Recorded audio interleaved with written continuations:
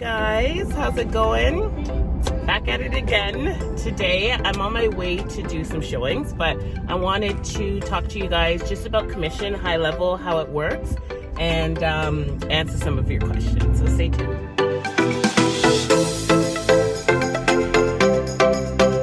Okay, so commission is how we get paid.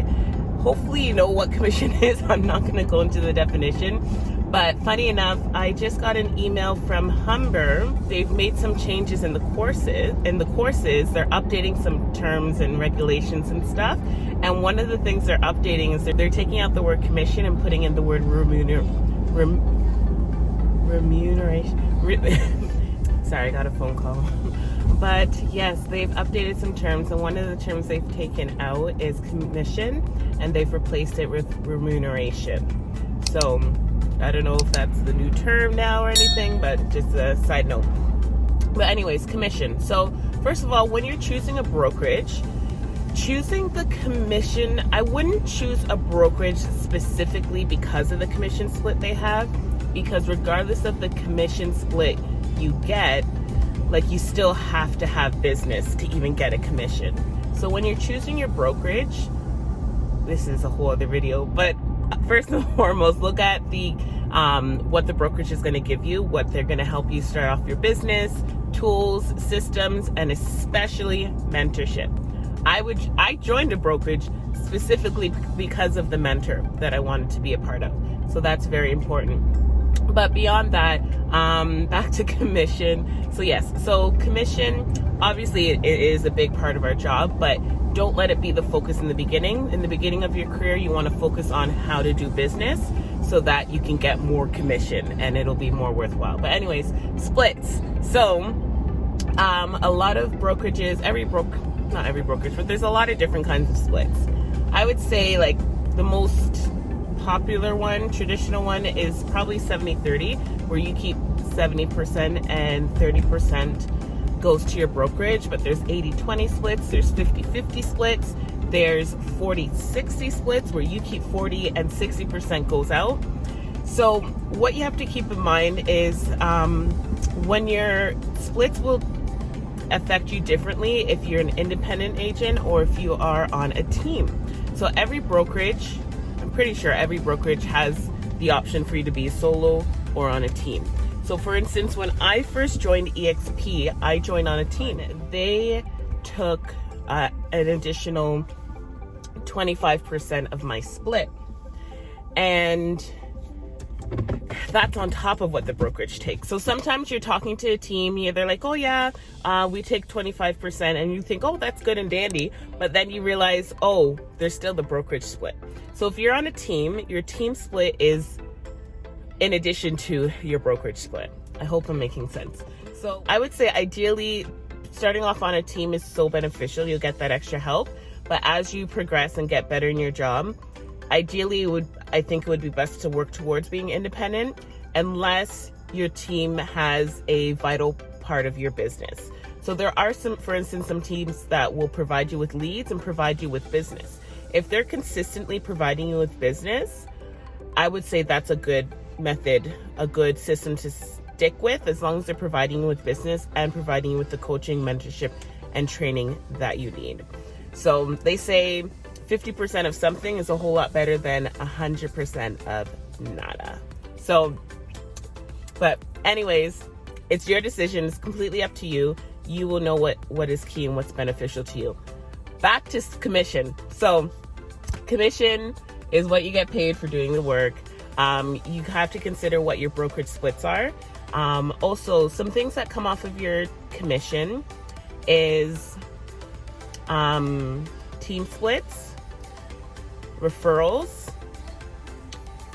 if another realtor referred you business, your brokerage splits, depending if you're part of any incentive programs or stock awards with your specific brokerage. For me, I invest 5% of all of my commission goes into buying EXP stock at a discounted rate, and that just comes off automatically.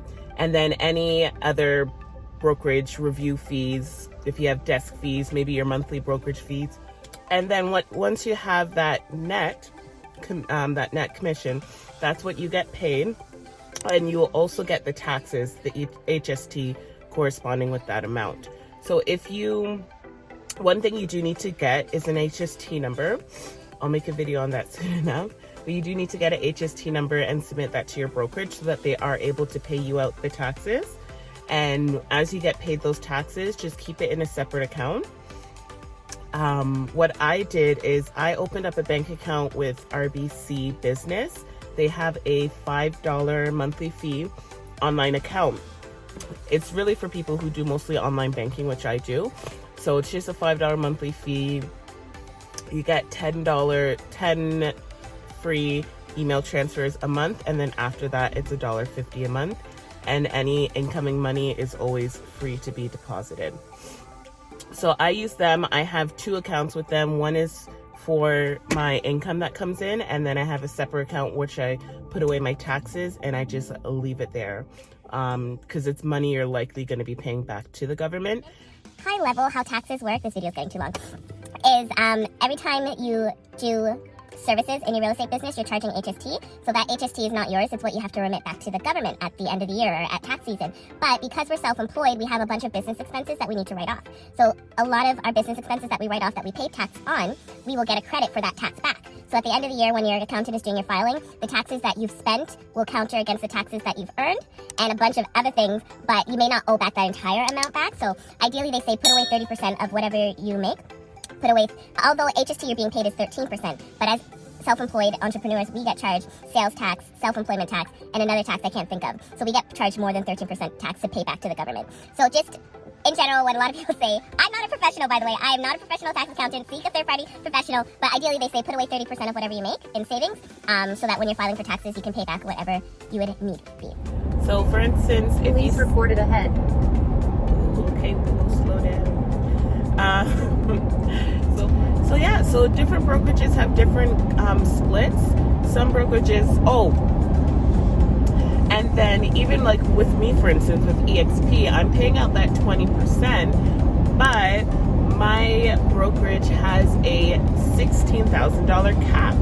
So what that means is that after I've paid them $16,000 in commission, I then go to a 100% commission split, and that is per anniversary year.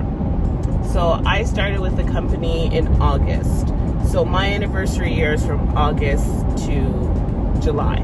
If in the first 6 months, in the first 5 or 6 months of my anniversary year, I cap, then all of the deals for the rest of that year, I'm going to be keeping 100% commission.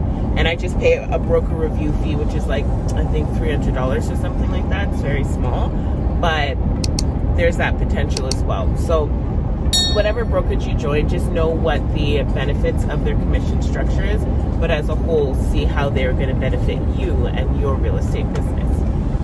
I think that's enough talking. I've gone off topic enough times. Hopefully that answers the questions that people have been asking, just about what commission is and how it works. Comment below. Let me know if you guys have any more questions, if what I said wasn't making sense, or if it made sense and made things a little bit more clear for you. Hopefully it did. I love hearing from you guys. Road still on road ahead. Thanks, Waze. So I will see you guys in the next video. Stay tuned.